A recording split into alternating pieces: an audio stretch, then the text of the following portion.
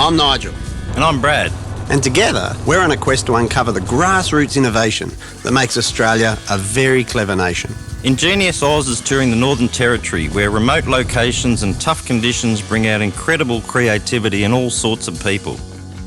How long till the next toilet stop? Mate, you should have gone before we left. You did this yesterday too. Let's get moving.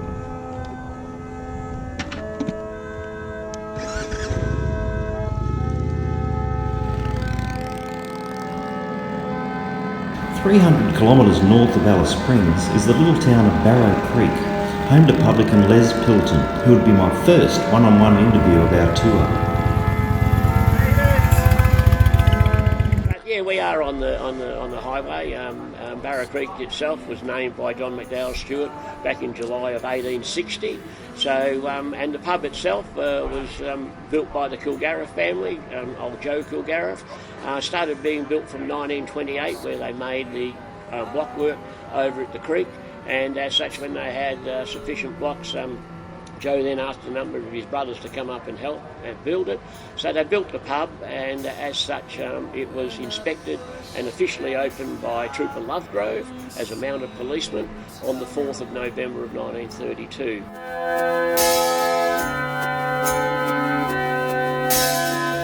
Finally, the needles in the...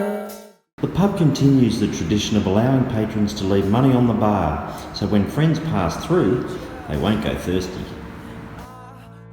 Well, that's actually started off as what they used to call the bush bank, and virtually from the days of when people working on stations would be paid by a company cheque, and that would only most likely be every month. So as a consequence of that, they would come into a place like the pub here and cash their cheque, and so obviously they'd have quite a bit of money when they cashed their cheque, and then they'd have a big drink and often find that they were very short by the time the next paycheck came around. So as a consequence, various little bush banks were set up, whereby as such plenty of interest was shown but none paid. But the fact is that the publican was entrusted with the workers who said, like, well, whilst I've got this money in front of me, how about you hold some for me in trust until when I come back towards the end of the month and I'm a bit short, I can get my own money back down and buy a drink so I don't end up going thirsty. You said you're looking towards retirement, but you're still being innovative. You're just talking to me before about maybe setting up a bakery. Hot bread kitchen, very much so, and I think that's part of what you need to do. Be flexible.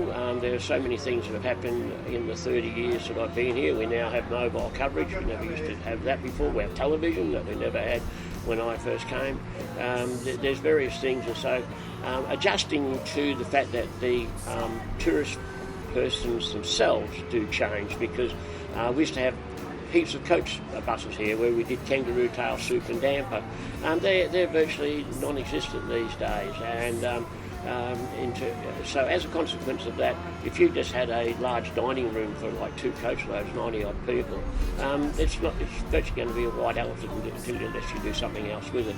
So creating things like a hot bread kitchen, and just being able to be flexible enough, knowing that people are so much more independent and getting themselves around these days. And so there's a range of accommodation styles for people who camp, to people who as such bring their motorhomes or their caravans, and also people who want solid accommodation.